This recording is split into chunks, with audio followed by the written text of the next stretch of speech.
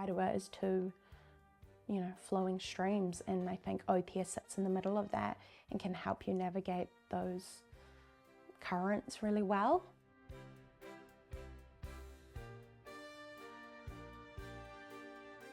Kia ora, my name is Atarangi Anderson. I'm from Uawa. I'm also from Ngāti Hauiti on my dad's side and Te Aitanga Hauiti on my mum's side. And I'm a kiriaute practitioner. These things were developed to help us navigate different spaces. And the really beautiful thing about Aute is that Hina, who is the atua of Aute, she is a navigator, and when you see her in relationship with Aute navigates te wairua.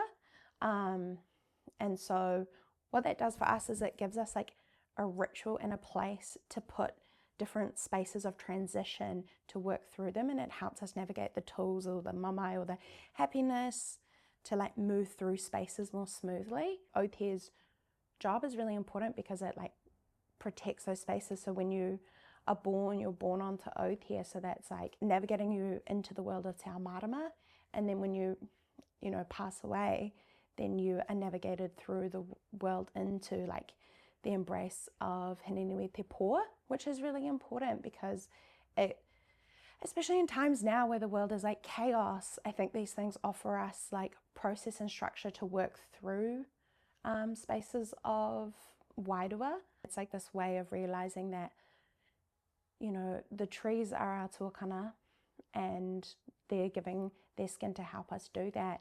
And I think it like contextualizes us within the wider landscape of te taiao and helps us understand like who we are as people in relation to everything else. I think that I'm really lucky that I have lots of amazing mates. And I think that we were all kind of like in a similar journey at the same time, like trying to like figure out our practices and like making things. And it means that like you have like nothing to gain from this person apart from like how amazing that they are as like their individual and their presence. And I think that those can be really like they hold me really strong. And they hold me like almost quite like accountable. I also have like whānau that are like epic and cousins that are epic, and they also definitely all hold me accountable, unfortunately.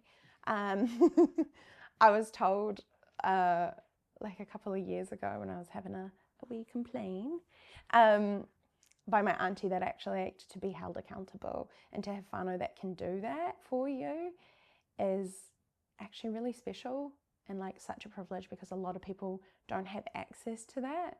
But I have noticed that I think that there needs to be a bigger community of art, because I don't know how like common it is to have really good mates, and I think like people quite often are worried about being a bother or being too much and too big, and I think that like stops people from like creating deeper friendships. And I feel like maybe it's time we become more inconvenient and do things that are harder. In like a context of Auckland or Tamaki, I think it'd be really hard to find support or like teachers, mentors, knowledge holders, because like the city is like oversaturated with so many of those things and so many people. But sometimes it feels like everyone is seeking something, and there's also only like a limited of time, space and energy that knowledge holders have. There maybe needs to be more conversation around breaking down like barriers so more people can access like information and kōrero and pūrākau. Even having someone that would be like, hey bro, like go and really research these multidisciplinary, because they help you with, they will answer a lot, because multidisciplinary actually hold like kind of whakapapa, a lot of it, and they tell you how things are used. Well, when I started making Aute here, I originally never thought about being an artist when I like came to the practice.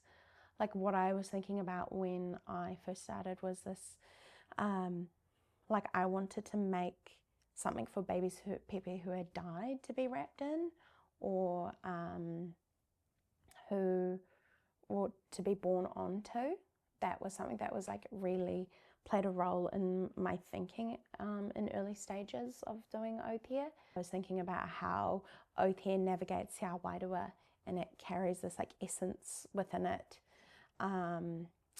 And through practice and like beading, I like seeing that Aotea physically holds like memory, which is obviously where we get that saying from, is that Aotea always remembers. When I want people to look at my work, like I really want them to kind of get a sense of how they can have it in their own lives and like bring it back into like the material culture of their own life, and how they can move in it in ritual, and how it can participate in a role in their life again the way that it once used to.